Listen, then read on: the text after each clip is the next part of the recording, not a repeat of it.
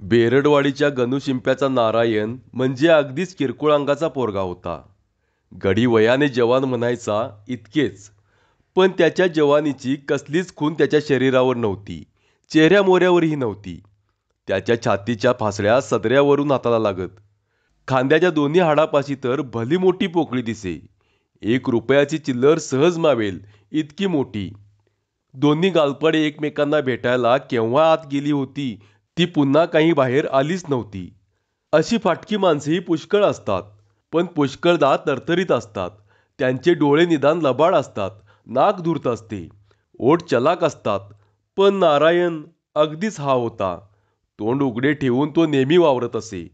आणि चलाकी तर कशाशी खातात हे त्याला बापजन्मी माहीत नव्हते. बरोबरची सगळी पोरं कॉप्या करून मास्तरांच्या घरी खेटे मारून पास होण्यापर्यंत पुढे गेली होती.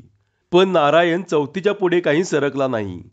तिसरीत 3 आणि चौथीत 4 वर्षे काढल्यावर त्याच्या बापाने त्याची शाळा तोडली. घरीच काजेबटणे करायला त्याला बसवले. तेही त्याला धड कधी जमले नाही. आणि हा दिवटा दिवसभर जरी दुकानात बसला तरी एक लंगोट देखील शिवू शकणार नाही, याबद्दल बापाची पुरेपूर खात्री पटली. मग कापड चोरणे आणि आखूड सदरा शिवणे या कलाकौशल्याच्या गोष्टी तर लांबच. आता या पोराचे पुढे काय होणार याची बापाला काळजी वाटू लागली. या कार्ट्याला जन्मभर आपल्याला पोसावे लागणार की काय? हा कसलाच उद्योगधंदा नोकरी करण्याच्या लायकीचा नाही. काय करावे म्हणजे हे गुणीबाळ पोटापुरते 4 पैसे कमवू लागेल? पण बापाला पडलेली ही काळजी फार दिवस टिकली नाही. नारायणला लवकरच नोकरी लागली. आणि तीही साधीसुधी नाही, चांगली पोलीस खात्यात लागली. कुठेतरी केव्हा तरी भरतीचे फर्मान निघाले. कुणीतरी शिफारस केली आणि नारायण पोलीस खात्यात चिकटला. तशी त्याला वशिल्याची फारशी गरज पडलीच नाही. त्याचे एकंदर शरीर पोलिसाला अनुकूल होते. त्यातून कंत्राटाने शिवलेल्या खाकी कपड्याच्या ढिगाऱ्यातील कुठली तरी पॅन्ट आणि शर्ट त्याला अगदी फिट बसली. त्याबरोबर त्याची निवड पक्की झाली. शिक्षण आवश्यक तेवढे होतेच. तोंड सदैव उघडे असल्यामुळे बुद्धिमत्तेबद्दल प्रश्नच नव्हता. या सर्व गोष्टीमुळे नारायणला पोलीस खात्यात नोकरी लागून त्याचा पोटापाण्याचा प्रश्न एकदाचा सुटला. पोलीस झाल्यावर नारायणने खात्याच्या इब्रतीत शोभेल असे कामही करून दाखवले. वरचा साहेब भेटल्याबरोबर 5ही आडकुळी बोटे झटक्याने कपाळाशी नेऊन सॅल्यूट करण्याची त्याची लगबग आश्चर्यकारक होती. खेड्यात समन्स वॉरंट असले काहीतरी काम काढून तिथल्या कुळाकडून 4-8 आण्याची चिरीमिरी काढण्यात व ती सांभाळून घरी आणण्यात त्याने फारच कौशल्य प्रकट केले. दरोड्यासारखे प्रकरण निघाल्यास DSP सारख्या साहेबांच्या खाशा तैनातीस राहून प्रत्यक्ष पाठलागाच्या भानगडीत न पडण्याचे तंत्र तो लवकरच शिकला. सर्वात मुख्य गोष्ट म्हणजे कुठलेही चोरीमारीचे लहानसे प्रकरण मिळाले आणि चोर पकडला असा प्रकार त्याने कधीच केला नाही. महिना 15 दिवसात कागदावर गुन्हेगार मिळून आला नाही, सबब प्रकरण फाईल बंद असा शेरा मारून त्याने खात्याचा आप कायम ठेवला. एकदा मात्र त्याच्यावर फारच विचित्र प्रसंग ओढवला. कुठल्या तरी एका चोरीच्या प्रकरणात हिंडत असताना चुकून एक चोर प्रत्यक्ष त्याच्या हाताला आला. कधी नव्हे तो चमत्कारिक प्रसंग घडला, पण त्यातून तो अखेरीस निभावून निघाला. म्हणजे त्याचे असे झाले. तालुक्याच्या गावातल्या एका गृहस्थाची लहानशी चोरी झाली. त्याने ठाण्यावर येऊन तशी फिर्याद दिली. फौजदार साहेबांनी त्याच्या घरी जाऊन जाबजबाब घेतला, पंचनामा वगैरे भानगडी केल्या आणि नारायण आणि दुसऱ्या एका पोलिसाला गुन्हेगार हुडकण्याचा हुकूम फरमावला. साहेबांचे काम झाले. साहेब निघून गेले. हे दोघे गुन्हेगाराचा तपास करण्यासाठी ठाण्याच्या बाहेर पडले. त्या दिवशी नारायणचा घातवार होता की काय कोण जाणे. सहज हे दोघे स्टेशनवर फिरत फिरत गेले. दुपारची वेळ, गाडीची वेळ झालेली, स्टेशनवर गर्दीही झालेली. मधून मधून पावसाची बुरबुर चालूच होती. दुपार असून ही गारटल्यासारखे वाटत होते. हवा अशी गार होती की बिडी ओढायची हुक्की कोणालाही यावी. नारायणने पाहिले की लांब कोपऱ्यातल्या बाकड्यावर एक जण गट्ट्या बिडी ओढत एकटाच बसला होता. त्याच्या हातातली बिडी बघून नारायणलाही तलप आली. तो सरासर चालत गेला आणि त्या माणसासमोर एकदम जाऊन उभा राहिला. समोर धडधडीत पोलीस शिपाई पाहिल्यावर तो माणूस दचकला. बिडीचे टोक झटक्याने बाकड्यावर विजवून म्हणाला, काय हवालदार साहेब? नारायणने हात पुढे केला. चल आणि इकडं. दाढी खाजवीत खाजवीत तो माणूस बिचकत म्हणाला, काय आपल्याजवळ काय नाही बुवा. नारायण पोलिसी आवाजात बोलला. नाही कसं? मगाशी तर लेका बघितलं मी, तुझ्या हातातली गोष्ट, आणि खुशाल नाही म्हणतोस? हे वाक्य ऐकल्यावर तो माणूस दचकून ताडकन उभाच राहिला आणि चाचरत चाचरत बोलला. पण तुम्हाला कसं कळलं? त्यात काय कळायचं? या डोळ्यांनी बघितलंय मी. चल काढ. नारायणचा दुसरा दोस्त या वेळेपर्यंत तिथं येऊन दाखल झाला होता. त्याला पाहिल्यावर तर या माणसाची गाळणच उडाली. त्याचे तोंड एकदमच उतरले. तसा तोही पोलीस अंगापिंडांनी नारायणच्या जातीचा होता. 4-2 पाऊंड वजन कमी जास्ती इतकेच. पण त्याला मिशा होत्या. मिशातला माणूस केव्हाही भारदस्त वाटतोच. त्यातून त्याच्या अंगावर खाकी ड्रेस. मग काय विचारता. एकाला दोघे झाल्यावर तो गट्ट्या घाबरून गेला. यात आश्चर्य कसले.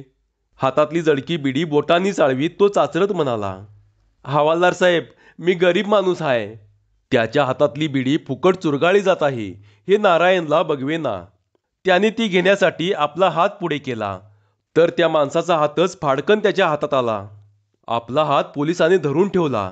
हे पाहिल्यावर मात्र त्या गट्ट्याचे उरले सुरले धैर्य सगळे खलास झाले.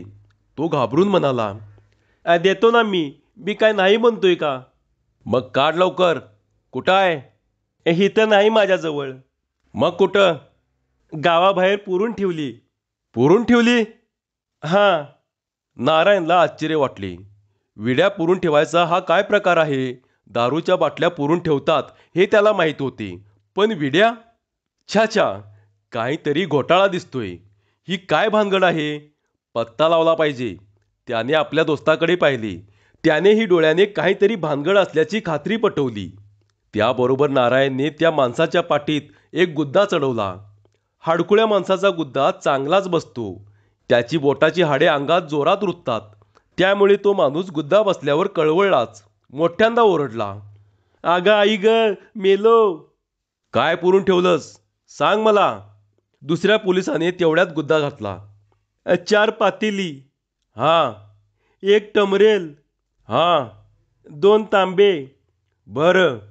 आणि 1 चांदीची वाटी. भांड्याचे हे वर्णन कोठेतरी ऐकले आहे असे नारायणला वाटले. त्याने डोके खाजवून डोळे बारीक करून विचार केला, पण नेमके काही आठवेना. तेवढ्यात सकाराम पोलीस तोंड फाकून म्हणाला, अरे रे रे. नारायण त्याच्याकडे बघून म्हणाला, का रे, काय झाले?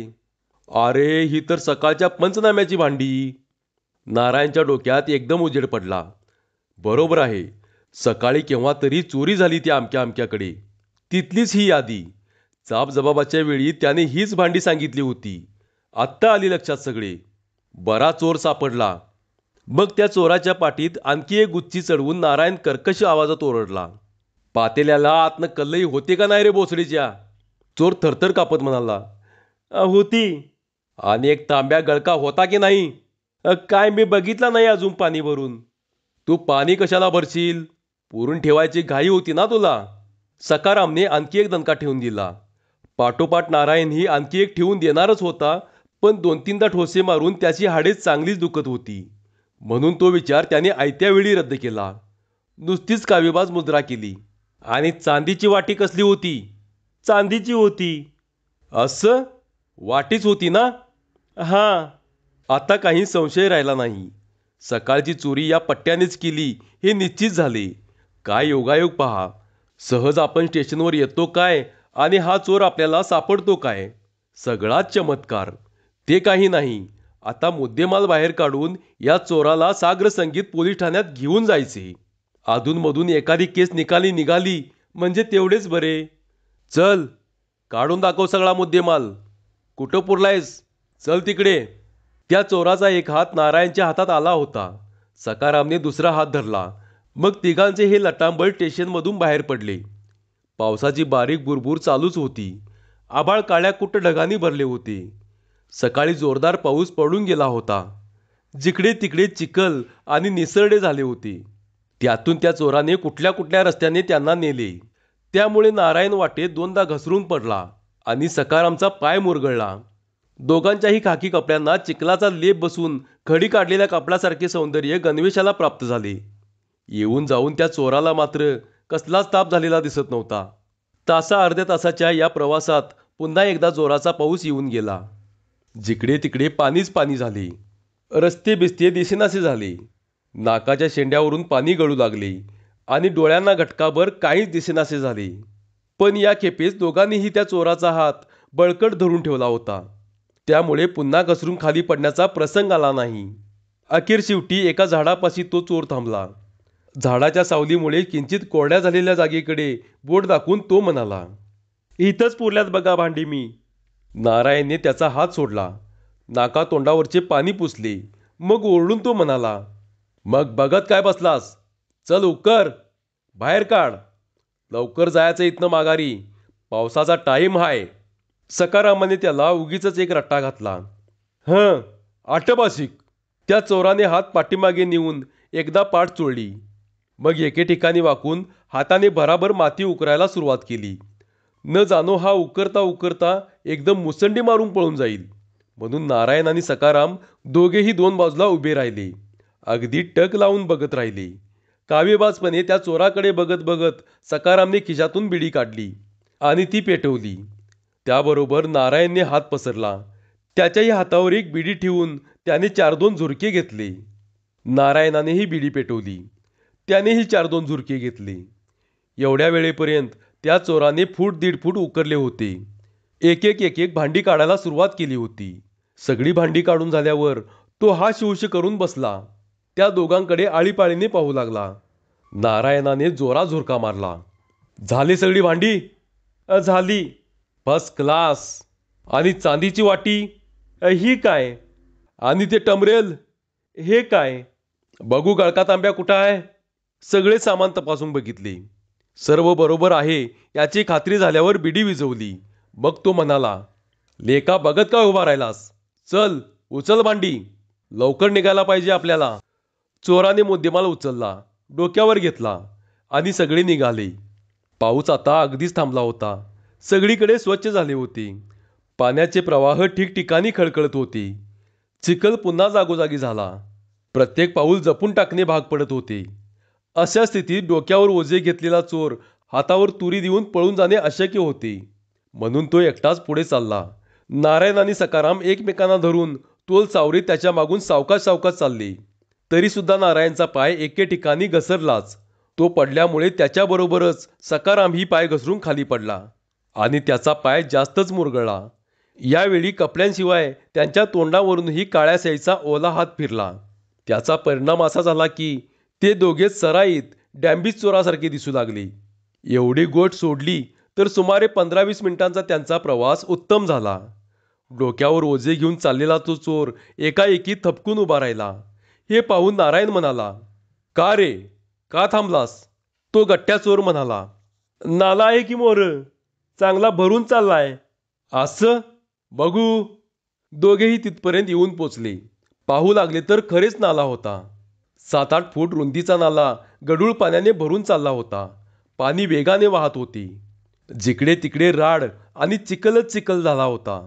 आसपास कुठेही अरुण जागा नव्हती की उतारही नव्हता. सगळीकडे निसरडे झाले होते. उडी मारून पलीकडे जाणे एवढा एकच मार्ग होता, पण तोही कठीण दिसत होता. एरवी 7-8 फूट उडी मारणे म्हणजे कसरतच. आता या निसरड्यात तर ते मुळीच शक्य नव्हते. त्यामुळे नारायण आणि सकाराम दोघेही पोलीस खात्यात असल्यामुळे त्यांना या गोष्टीची बिलकुल सवय नव्हती. आता काय करावे बुवा?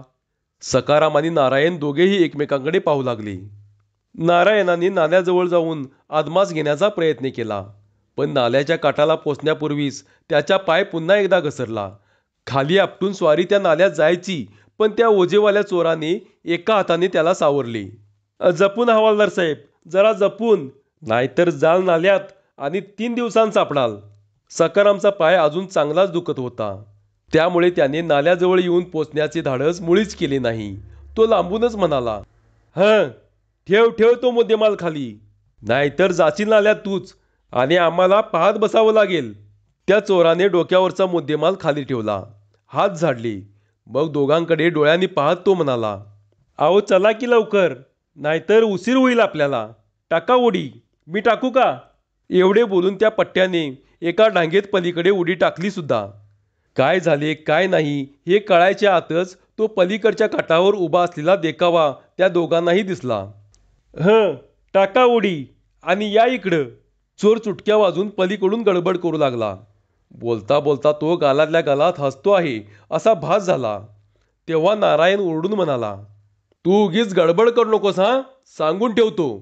जरा रेस्ट घ्यावी म्हणून थांबलोय आम्ही. उगीच गपचीप बसून राहा तिथं. आम्ही आलोच थोड्या वेळात. पण सकाराम म्हणाला, आपल्याला काय जमायचं नाही बाबा उडी मारायला. नारायण, तुला आधीच सांगून ठेवतो. एवढे बोलून त्याने बिडी खिशातून काढून पेटवली. 2-4 झुरके घेतले. मग नारायणनेही बिडी ओढली. ते पाहिल्यावर पलीकडे चोरानेही बिडी काढून सावकाश पेटवली. मग तोही निवांत झुरके घेऊ लागला. विडी संबंध उडून झाली. मग त्याने शांतपणे विचारले, मग काय जमतंय का? नारायण चिडून बोलला, किती निसरला आहे लेका, आणि जमतंय काय म्हणून कसं विचारतोस? बरं, मग तो तांब्या टाका इकडं. जरा जाऊन येतो बाजूला. सकारामने त्याच्याकडे तांब्या फेकला. त्याने तो पाण्यात बुडवला आणि हा हा म्हणता रानात दिसेनासा झाला. नारायणाने सबंध बिडी संपवली. हातपाय धुतले. सकारामने दुसरा पाय चोळला. त्यानेही हातपाय धुतले. यात अर्धा तास गेला. तेवढ्यात रिकामा तांब्या घेऊन गुन्हेगाराची स्वारी परत पलीकडच्या काठावर उभी असलेली त्यांना दिसली. चोराने हातपाय धुतले. तोंडात पाणी घेऊन चूळ भरली. मग पुन्हा त्याने ओरडून विचारले, काय येताय का नाही इकडं? नारायण म्हणाला, अजून थोडा टाईम आहे. अहो सरसर सरा की माग आणि ठोका एकदम उडी. एका ढांगेत तर इकडे याल.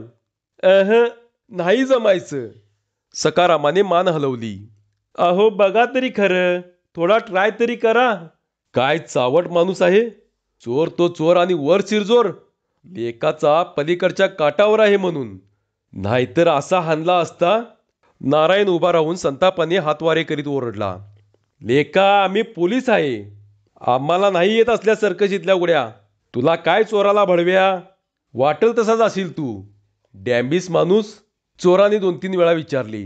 मग काही उपयोग झाला नाही. शेवटी हे दोघेही नक्की इकडे येत नाहीत अशी चोराची खात्री पटली. मग त्याने तांब्या उचलला. शांतपणाने सूर काढला. बराय, मग जातो मी आता. तुम्ही या सवडीनं. राम राम. आणि तो सावकाश चालत चालत गेला. 10-15 मिनिटातच वळणावर दिसेनासा झाला. नारायण आणि सकाराम एकमेकाकडे बघत राहिले. चोर डोळ्यात देखत निघून गेला. अगदी सावकाश चालत चालत गेला हरामखोर. आता पुढे काय करायचे? काटाशीच पडलेली भांडी कुंडी तशीच होती. त्याकडे बघत नारायण म्हणाला, आता ह्या मुद्देमालाचं काय करायचं? ठाण्यावर तरी नुसता मुद्देमाल कसा न्यायचा?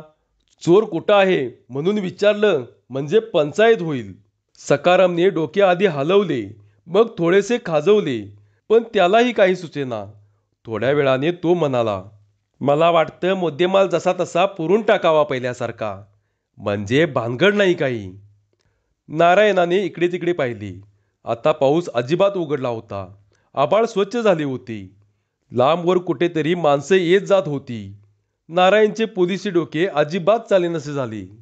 छे छे, माल पुरताना आपल्याला कुणी पाहिलं म्हणजे उगीच बोंबाबोंब होईल.